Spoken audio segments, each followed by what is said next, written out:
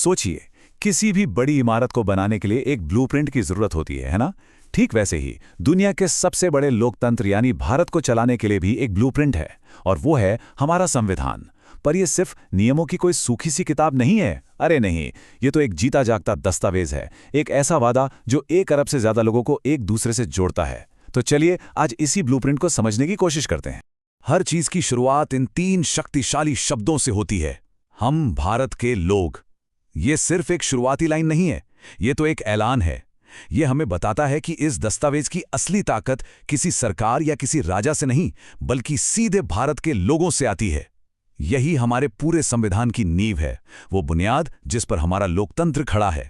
तो अगर ये नींव है तो फिर इस दस्तावेज की आत्मा क्या है, इसका सोल कहाँ है? वो छिपा है हमारे संविधान की प्रस्तावना में, जिसे प्रियम्बल भी कहते हैं। यही वो हिस्सा है जो हमें बताता है कि आखिर ये ब्लूप्रिंट बनाया ही क्यों गया था, इसका असली मकसद क्या है। अच्छा, पर आगे बढ़ने से पहले एक बुनियादी सवाल, ये संविधान आखिर होता क्या है? अगर बिल्कुल आसान भाषा में समझें तो ये एक रूल बुक है, एक तरह से सरकार के लिए एक इंस्ट्रक्शन मैनुअल है। यही तय करता है कि देश चलेगा कैसे, किसके पास कितनी पावर होगी, और सबसे जरूरी बात, सरकार और उसके लोगों के बीच का रिश्ता कैसा होगा। और ये प्रस्तावना हर नागरिक से 4 बड़े वादे करती है। पहला है न्याय यानी जस्टिस, सबके लिए बराबर, चाहे कोई अमीर हो या गरीब। दूसरा है स्वतंत्रता यानी लिबर्टी, अपने विचार रखने की, अपनी आस्था को मानने की पूरी आजादी। तीसरा है समता यानी इक्वालिटी, मतलब कानून की नजर में सब एक बराबर। और चौथा बंधुता यानी फ्रेटर्निटी, वो भाईचारे की भावना जो हम सबको एक देश के तौर पर जोड़ती है। यही 4 स्तंभ भारतीय लोकतंत्र की असली पहचान है। चलिए अब इस कहानी के सबसे अहम किरदार पर आते हैं, भारत का नागरिक। क्योंकि संविधान सिर्फ सरकार के बारे में नहीं है, ये हम नागरिकों और हमारे अधिकारों के बारे में है। और यहाँ पर अधिकारों और जिम्मेदारियों के बीच एक बहुत ही दिलचस्प संतुलन बनाया गया है। यहाँ पर यह संतुलन बड़ा मजेदार है। देखिए, एक तरफ है हमारे मौलिक अधिकार यानी फंडामेंटल राइट्स। ये वो गारंटी हैं जो स्टेट हर नागरिक को देता है, और अगर इन अधिकारों का उल्लंघन होता है तो कोई भी सीधा कोर्ट जा सकता है। वहीं दूसरी तरफ है मौलिक कर्तव्य यानी फंडामेंटल ड्यूटीज।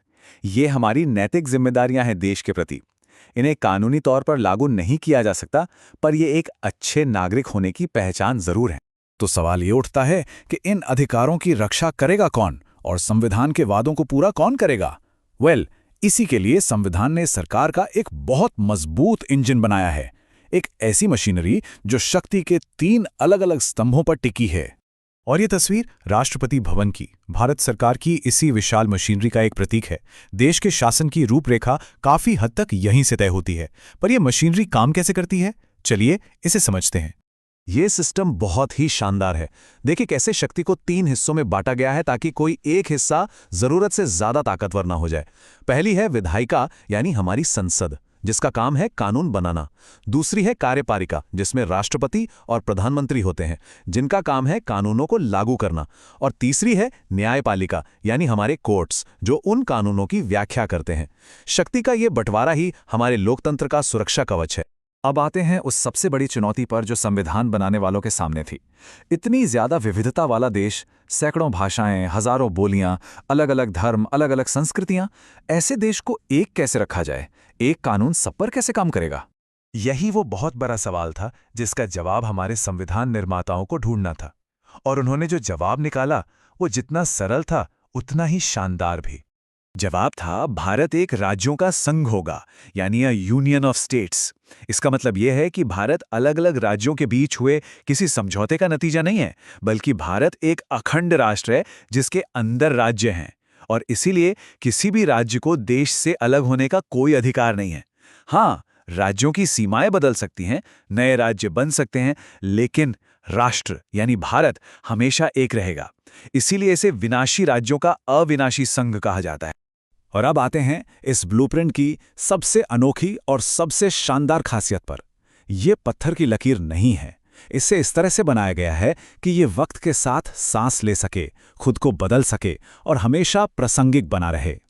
जरा इस नंबर को देखिए, 100 से भी ज्यादा। जी हां, हमारे संविधान में 100 से ज्यादा बार संशोधन यानी अमेंडमेंट किया जा चुका है। ये नंबर ही अपने आप में ये साबित करता है कि ये सिर्फ एक किताब नहीं बल्कि एक जिंदा दस्तावेज है और भारत जैसे विशाल और लगातार बदलते देश के लिए ये लचीलापन बहुत बहुत जरूरी है।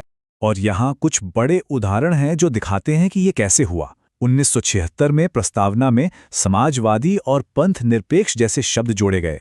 1991 में दिल्ली को एक खास दर्जा दिया गया और 2002 में शिक्षा को 6 से 14 साल के हर बच्चे का मौलिक अधिकार बना दिया गया। हर संशोधन इस देश के विकास की एक कहानी कहता है। तो अंत में एक सवाल, एक ब्लूप्रिंट तो सिर्फ कागज पर बना एक नक्शा होता है, लेकिन उस नक्शे के आधार पर एक मजबूत और खूबसूरत घर बनाने की जिम्मेदारी किसकी होती है? और ये सवाल हमें वापस वहीं ले जाता है जहां से हमने ये पूरी बात शुरू की थी। हम भारत के लोग